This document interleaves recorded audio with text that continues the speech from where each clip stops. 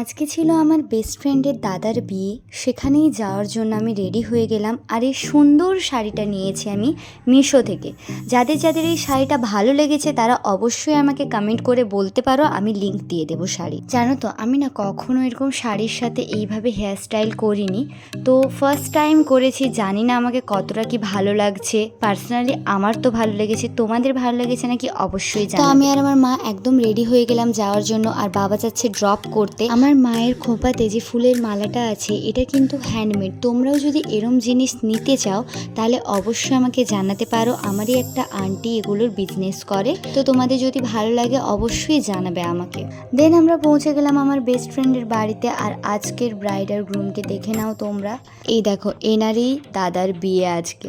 আমরা বিনা রিজনে হাসি, এমন কোনো রিজন থাকে না আমাদের দুজনের হাসার। দেন কিছু স্টার্টার ট্রাই করে নিলাম। বাইরে এসে দেখলাম আমার মা আর আমার বেস্ট ফ্রেন্ডের এখানে ফটোশ্যুট চলছে। তারপরে সোজা চলে গেলাম মেন কোর্সের দিকে। ফার্স্টেই দিয়ে দিল এখানে আমাদেরকে চিকেন কাটলেট, তার সাথে কাসুন্দি। দেন চলে এলো পোলাও আর চিলি চিকেন। তারপরেই আমাদের বাঙালির সব থেকে প্রিয় দই কাতলা। এরপরেই ছিল মাটন, আরও অনেক আইটেম ছিল যেগুলোর ক্লিপস আমি নিতে পারিনি।